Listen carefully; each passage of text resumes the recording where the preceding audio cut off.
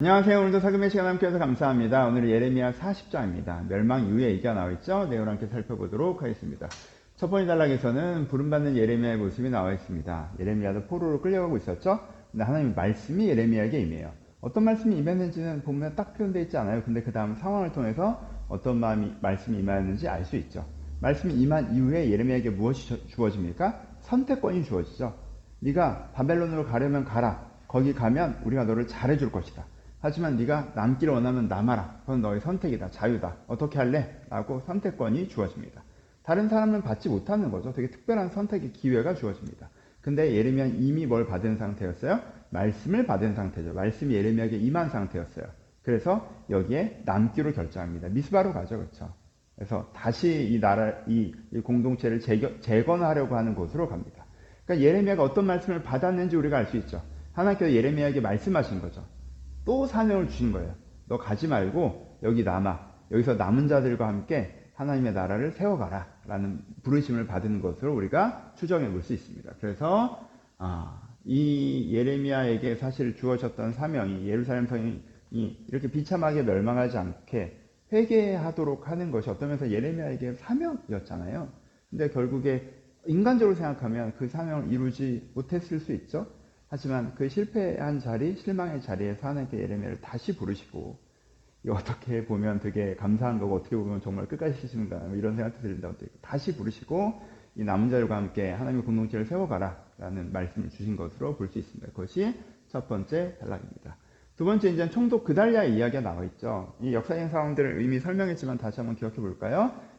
예루살렘이 무너지고 나라가 망한 다음에 지도층을 다 데려갔어요. 그럼 이 지역은 어떻게 합니까? 이제 바벨론의 총독을 세우는 거죠. 근데 바벨론 사람으로 세우지 않고요. 그 당시에 유대에 있었던 사람들 가운데 명망 있는 사람을 세우죠. 그 누구였어요? 그달리아였습니다. 할아버지는 사반이에요. 사반은 누구냐면 요시아에게 성경을 발견해서 보고한 서기관이었어요. 요시아에게 여기 성경책이 있습니다 라고 가져갔던 사람이 이 그달리아의 할아버지입니다. 아버지는 누구예요? 아이감이죠. 여호야김에게서 예레미야를 보호했던 사람이죠. 여호야김이 예레미야를 되게 죽이고 싶었는데 아이감이 보호했기 때문에 죽이지 못했죠. 그렇죠? 그래서 이 가문이 신앙적인 명문가였습니다. 그래서 하나님 앞에서 온전히 서 있는 사람이었죠. 그래서 어떤 면에서는 하나님께서 바벨론을 사용하셔서 그달리아를 세운 거죠. 그달리아가 총독으로 세워진 다음에 어떻게 합니까? 미스바의 행정도를 정합니다. 그 다음에 남은 유대인들에게 선포하죠. 포도주와 여름과일과 기름을 저장하고 너희가 얻은 성급에서 살아라 라고 선포합니다. 그럼 포도주와 여름과일과 기름 뭐예요? 풍성함을 상징하는 거죠. 돌아오라. 이것에서 살아라. 두려워하지 말라. 안심하라. 여기서 살아라 라고 얘기합니다. 여러분, 저희가 설명을 드렸죠. 포로로 끌려간 사람들은 전체로 이제 5만 명 정도예요. 그러니까 전 국민의 4분의 1, 5분의 1 정도 해당되는 사람들이었어요.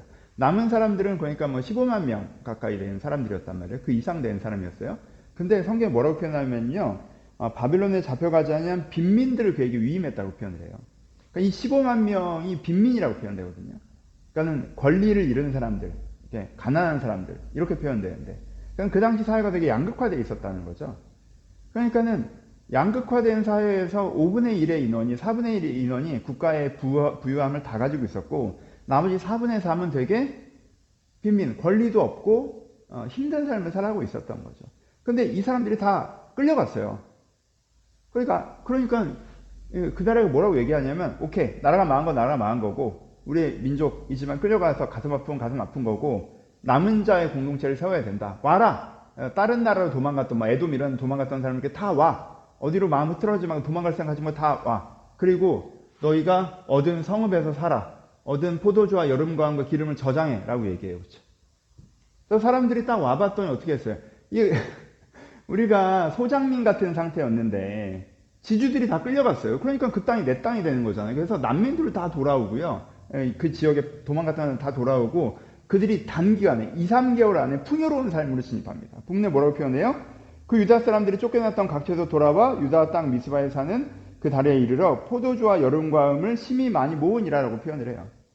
그러니까 여러분, 그달리아가 재임했던 기간이 몇 달이 되지 않아요. 근데 그 몇 달 안에 이렇게 됐다는 건 자기가 농사했던 게 아니죠. 그러니까 원래 있었던 풍요로움인데 이게 그냥 지주들이 다 가져가지 않으니까 이들이 풍요로운 삶을 시작할 수 있게 되었다는 거예요. 위에만 바뀌었지 억압하던 유다를 억압하고 유다의 지도층들이 유다를 억압하고 있었잖아요. 이것이 빠지고 바벨론이 들어왔는데 오히려 백성들한테는 풍요로운 삶이 시작되는 상태죠. 사실 그달랴가 이렇게 하고 그달랴 옆에 누가 있어요? 예레미야가 있고 이렇게 아름다운 공동체를 세워갈 수 있었죠. 간판만 멀쩡하고, 간판도 중요하긴 하지만 하나님도 그 간판 내리고 싶지 않으셨잖아요. 근데 간판만 멀쩡하고 속이 썩어 들어가느니 간판 내리고 제대로 된 사람들이 삶을 살아갈 수 있는, 억압받는 삶의 삶을 살아갈 수 있고 또 신앙의 온전히 세워지는 그런 공동체를 세우는 출발점을 그달랴가 이제 만들었죠. 그렇죠?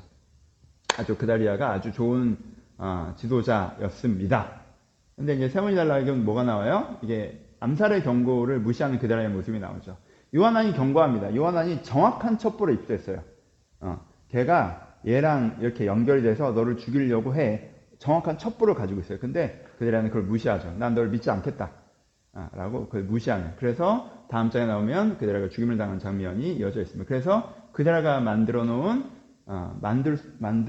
만든 아름다운 공동체가 몇 개월을 가지 않아서 무너지는 모습이 나와 있죠. 이건 내일 있고요. 적용해 봅시다. 여전히 일하시는 하나님, 함께 일하는 나, 예레미야의 묵상이겠죠. 대단하죠.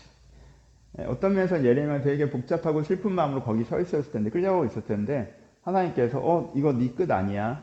너 다시 시작해야 돼. 라고 하세요. 그렇죠.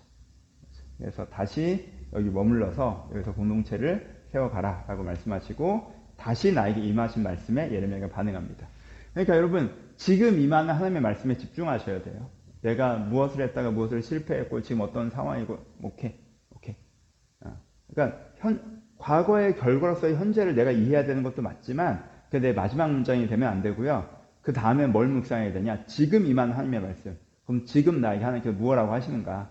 하나님께서 여전히 일하시는 하나님이시니까 하나님과 같이 일하기 위해서 그 말씀에 집중해야 된다라는 것들을 묵상해 보셨으면 좋겠고요. 사실 오늘 본문에서 가장 묵상해야 되는 인물은 그달랴죠. 그렇죠? 성경에서 나와 있는 되게 이 부분에만 나와 있기 때문에 잘 모르지만 굉장히 많은 분량을 할애되고 있어 설명되고 있고 역사에 되게 중요한 역할을 했던 인물입니다.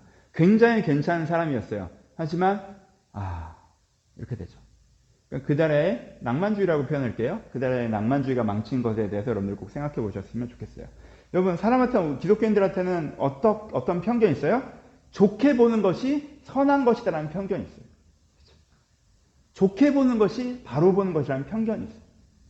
그래서 사람들이, 야, 제가 너 죽이려고 해. 라는 이런 얘기보다, 내가 믿지. 내가 신뢰하지. 이렇게 보는 게 자기 기분이 좋은 거죠. 여러분, 저 사람이 왕족이에요. 내가 귀족으로서 지금 총독이 됐으니까 마음이 불편할 거 아니에요. 그러니까 내가 그 왕족을 다윗의 후손이니까 선대해주고 싶은 거죠. 저 사람이 장관이었어. 왕가에서 장관이었던 사람이야. 같이 정부에서 일했던 사람이에요. 근데 내가 총독이 됐다고 해서 의심하고 무시하고 이렇게 하고 싶지 않은 거예요. 내가 좋게 대해주고 싶은 거예요. 좋은 중심이죠. 따뜻한 마음이에요. 낭만적 사고죠. 그렇죠? 내가 좋은 생각으로 하면, 내가 좋은 마음으로 하면 다들 좋게 받아들여 줄 것이고 좋은 게 다 이렇게 잘 될 거야. 여러분, 이거 어리석은 생각입니다. 여러분들 뭐가 있으셔야 돼요? 악을 알아보는 분별력이 있으셔야 돼요. 분별력이 있어야 돼요. 낭만주의적 사고에 빠지시면 안 돼요. 예수님께서 뭐라고 말씀하십니까? 사람들이 예수님한테 다 몰려 나오는데도 예수님께서 그들을 의탁하지 않으십니다. 왜요? 그들의 중심을 보시고 라고 표현해요. 떡을 먹고 배부른 줄 아시고 우리가 타인의 중심을 바로 바라볼 수 있어야 됩니다. 물론 우리는 궁극적인 낭만주의를 갖고 있어요. 하나님은 낭만적이시죠. 왜? 인간 안에 아름다운 모습과 선한 모습을 갖고 있기 때문에 궁극적으로 우리가 변화되고 새로워질 때는 기대감의 시선, 소망의 시선으로 타인을 바라봐야 합니다. 하지만 지금 현재 저 사람이 어떤 의도와 어떤 중심을 어떤 태도를 갖고 있는지 그 태도가 하나님의 아름다운 공동체, 아름다운 나의 삶, 내가 살아가는 방향성, 이 세상을 망치는 건 아닌지 내가 분별하고 바른 결정들을 내리는 게 필요하다라는 것들도 묵상해 보셨으면 좋겠어요. 여러분, 좋게 생각하는 것도 아니람입니다. 그들가 되게 좋은 사람이었지만 그가 좋게 생각하는 것 때문에 그가 담당했던 공동체가 얼마나 큰 위기를 경험합니까?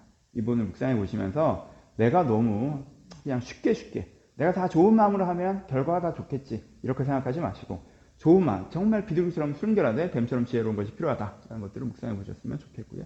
세 번째는 없어지면 좋은 사람 이런 것도 묵상해 볼 수 있을 것 같습니다. 어제도 나왔죠.